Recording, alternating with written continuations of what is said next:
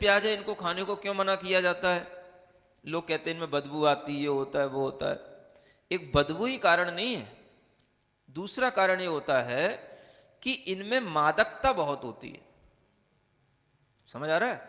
ये जितने भी कंद हैं, चाहे आलू हो, चाहे प्याज हो, चाहे लहसुन हो, इनमें इतना ज़्यादा इनके अंदर मादकता होती है, इतनी ज़्यादा इनके अंदर गर्मी होती है, हीट होती है, और वो हीट की भी वजह उनके अंदर जो कार्बोहाइड्रेट होता है, साइंस की भाषा में बताएं तो वो इतना ज़्यादा होता है कि वो शरीर के लिए एक सात्विकता का भाव पैदा नहीं कर पाता।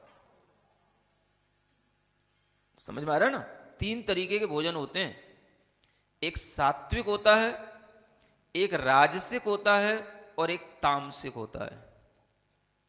सुना है कि नहीं? कुछ नहीं सुनते हो, खाने पीने का बस मन रहता है, कुछ नहीं सुनने का। अच्छी बात है तो ना सुनी है ना पढ़ी है। कितने तरीके के भोजन? 3 तरीके के भोजन, एक सात्विक, एक राजसिक और एक तामसिक। समझ आ रहा है ना? सात्विक भोजन जो सबसे अच्छा माना जाता है। सात्विक का मतलब ही है जो हमारे अंदर सत्व पैदा करे, सत्व माने ताकत, सार, बल पैदा करे, उसका नाम है सात्विक। राजसिक भोजन थोड़ा सा उसमें राजसी जैसा ठाट बाट आ जाता है, थोड़ा मिर्च मसाले ज़्यादा हो जाते हैं तो वो राजसिक हो जाता है। समझ रहे ना? तरह तरह के व्यंजन इत्यादि जो बहुत टेस्टी चीज़ें हैं, अच्छी हैं, भक्ष्य हैं, लेकिन वो थोड़ा सा राजसिक श्रेणी में चला जाता है। तामसिक वो कहलाता है जो हम सिर्फ अपने अंदर उद्वेग के लिए और उसका उपयोग इसलिए करते हैं कि उससे हमारे अंदर तरह तरह की, एक कहना चाहिए, उन्मत्तता आए, उसको तामसिक भोजन कहा जाता है। समझ आ रहा है ना? तामसिक भोजन वर्ज्य होता है, छोड़ने योग्य होता है। यह भारतीय संस्कृति में हमेशा ऋषियों मुनियों ने कहा तामसिक भोजन का सेवन नहीं करना चाहिए।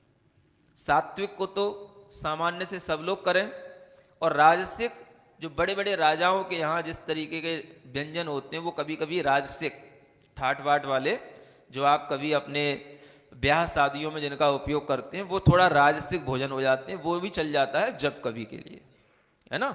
लेकिन तामसिक भी जो है नुकसानदेह होता है, क्योंकि इसकी भी शरीर को जरूरत नहीं होती है। होता क्या है कि इन भोजनों का हमारे मन पर प्रभाव पड़ता है, इसलिए मन की भी वृत्तियां 3 प्रकार की बताई गई, एक सात्विक, एक राजसिक और एक तामसिक वृत्ति वाला मन। और जैसा मन होगा वैसा व्यक्ति बनेगा। तो 3 ही तरीके का आदमी हो जाता है, एक सात्विक वृत्ति वाला आदमी, एक राजसिक वृत्ति वाला आदमी और एक तामसिक वृत्ति वाला आदमी। सुन रहे हैं? भारतीय संस्कृति में जब आप कभी गीता वगैरह पढ़ेंगे तो आपको पता पड़ेगा कि एक सांख्य मत है, उसमें 3 गुण बताए जाते हैं, सत्व गुण, रजोगुण और तमोगुण। माने ये प्रकृति जो बनी हुई है ये इन 3 गुणों से बनी हुई है। तो ये हर चीज में ये 3 प्रकार का ये भाव आ जाता है, सात्विक भाव, राजसिक भाव और तामसिक भाव। अब आप देखें, जब आप आलू खाते हैं, प्याज खाते हैं, लहसुन खाते हैं, तो इसमें बहुत ज्यादा तामसिकता का भाव आ जाता है। मैंने एक बार एक आर्टिकल पढ़ा था आलू के विषय में, मुझे बहुत आश्चर्य हुआ।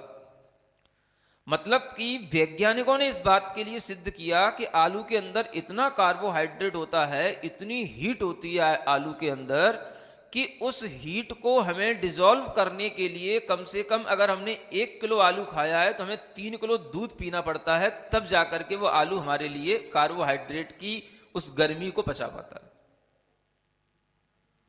समझ आ रहा है? आप सोचें, इस साइंस के थ्रू बता रहा हूं मैं आपको। मतलब कि आलू के अंदर अगर इतनी हीट है और एक सामान्य सात्विक वृत्ति का अगर व्यक्ति इस तरह से व्यक्ति भोजन करेगा, निरंतर आलू खाएगा, तो क्या होगा? अब उसके अंदर इतनी हीट पैदा होगी तो वो क्या होगा कि नियंत्रण में नहीं रहेगा, डिसिप्लिन में नहीं रह पाएगा। समझ आ रहा है ना? ये मनोवृत्ति किससे बनेगी? इससे बनती, तामसिक भोजन से। लहसुन और प्याज में भी यही तामसिकता होती है।